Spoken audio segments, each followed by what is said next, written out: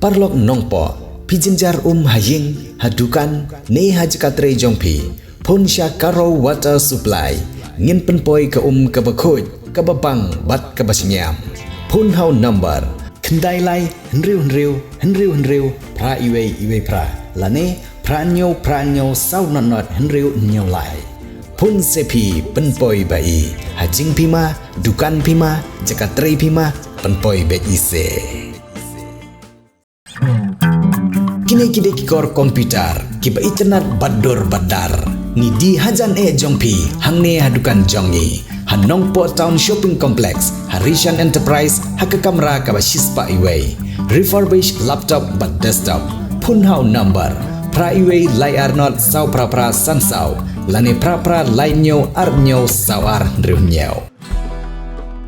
bantip laga kot kya bat ban sngewbha yalaga met kapan kalong kabadon kam hadu kata khamtam gibatre ye kam ban sacrifice ba Kenikal penlong ya office jong deputy commissioner ke district Bhoi hake jingi trelang bat kitanat sarkar na kenek district ki bekentup ya office DTO DRDA DSWO DMHO DLC bat ke DLDM mentak sengi kalai pautrik ukulam kot arjar arpsan kila penlong ya ke program Jingsumarei ya ke Nongniah auto ki baju kamai hathan Nongpoh lengba ka wei ke program ka balatip kum ka one day camp on schemes com free medical check up for auto drivers ya kabala penlong ha office terikam jong district transport officer Bhoi district laban kedo bagi Nongniah auto kesor Nongpoh kilawan bani Shimbynta dak ba phapej lane examine ya kakot yakha jongki nalor kite ki Nongniah auto lawan ban sakilang dak vevo tolu kezo IAS kabade ka assistant commissioner ke Bhoi district ha ka jingi lang jong ba ai carbon ubri district transport officer ke Bhoi district lambat ki Nongniah auto ka than Nongpoh bat kiwei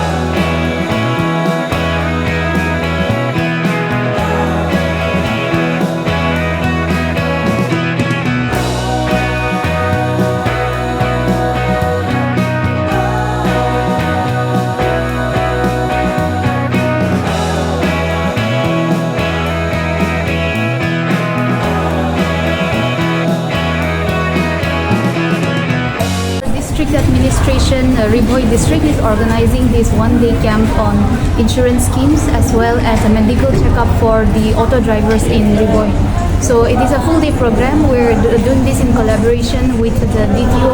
the DSWO, the DMHO, and a number of organizations and departments here. So we're expecting around 300 to 400 auto drivers to be coming here for their registration. The insurances